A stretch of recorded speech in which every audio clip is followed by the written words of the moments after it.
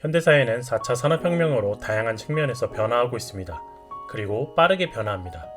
그렇기에 예측 불가한 상황이 발생하며 예측 불가는 현대사회의 가장 큰 특징 중 하나로 자리 잡았습니다.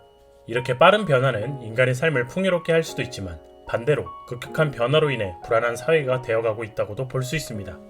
심리학자인 메슬로우는 안전의 욕구를 하위 단계에서 두 번째로 놓았습니다. 생리적인 것 다음으로 인간은 안전함을 찾는다는 것이죠. 인간은 생리적인 욕구를 채우고 그 다음 안전함을 바탕으로 보다 높은 욕구로 나아가는 존재입니다. 하지만 예측 불가한 현대사회에서는 이 안전함이 심하게 흔들리게 됩니다. 예측할 수 없는 상황들의 연속은 우리의 심리 상태를 흔들게 되죠. 여기에 더해 코로나 사태는 이런 안전함을 추구하는 우리 인간들의 삶을 송두리째 흔들고 있습니다. 안정성을 사람의 마음으로 표현하자면 그것은 바로 평정심이라 부를 수 있습니다. 평정심은 사전적 의미로 외부의 어떤 자극에도 동요되지 않고 항상 평안한 감정을 유지하는 마음을 말합니다. 어떤 사람은 현대사회가 급변한다 해도 코로나로 여러 힘든 상황을 겪는다 해도 항상 평안한 감정을 유지하며 자신만의 결과를 냅니다. 그런 사람은 평정심을 갖고 있는 것입니다. 오늘 소개해드릴 책은 어려운 상황에서도 평정심을 잃지 않았던 한 역사적 인물에 대해 다루고 있습니다. 그 역사적 인물은 바로 다산 정약용입니다. 다산이 살았던 조선 후기는 혼란한 시기였습니다.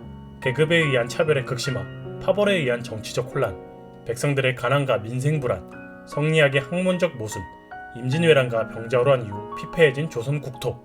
다산은 이 시기에 정조가 만든 성균관의 핵심 인재로 발탁되어 여러 일들을 진행했습니다. 유능한 청년 관료로서 여러 보직을 거쳤고 31세 때는 수원 화성을 설계하고 건설의 거중기를 동원해 건설 기간과 비용을 획기적으로 줄였습니다. 그러다가 34세 때는 천주교를 믿는다는 이유로 반대파들에게 모함을 받아 자천되기도 하고 38세에 조정으로 다시 돌아왔으나 극심한 당파 싸움으로 신변의 위험을 느껴 39세에 모든 관직을 버리고 낙향하였습니다. 그리고 이듬해 정조가 죽고 새로운 왕조가 들어서며 신유 사옥으로 수많은 남인 학자들이 처형당했는데 다산의 집안도 포함되어 있었습니다. 그래서 40세에 강진으로 유배를 떠나 18년간 유배 생활을 하게 되었습니다. 하지만 그는 이렇게 어지럽고 혼란스러운 사회와 개인의 삶 속에서도 600여 권의 책을 서술하여 오늘날 다산학이라는 독창적 학문의 위협을 남길 수 있었습니다.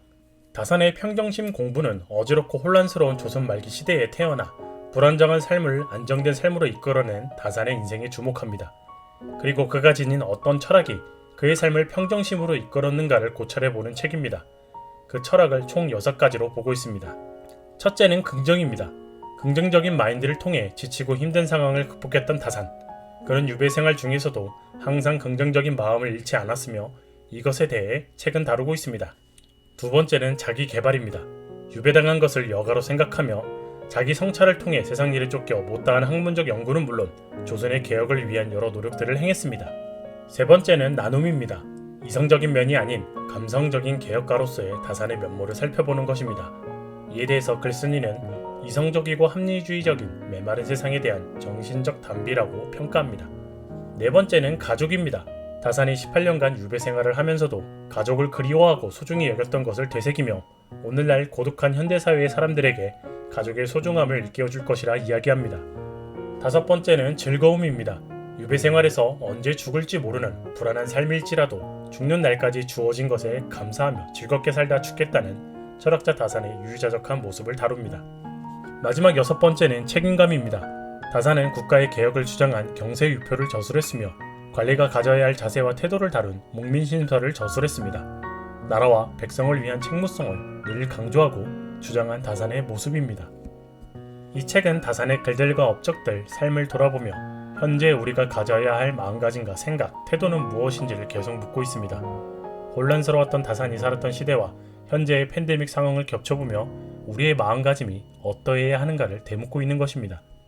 위기 속에서도 자신의 길을 걸으며 마음을 지켜냈던 다산처럼 현재의 힘든 상황과 삶에서도 우리가 평정심을 지키길 바라는 이 책을 여러분들에게 추천드립니다. 이만 리뷰를 마칩니다. 영상을 보시고 도움이 되셨다면 좋아요와 구독을 부탁드리겠습니다. 저에게 큰 힘이 되며 주신 힘으로 더 좋은 영상 만들도록 하겠습니다. 저는 책을 리뷰하는 남자 책리남이었습니다. 감사합니다.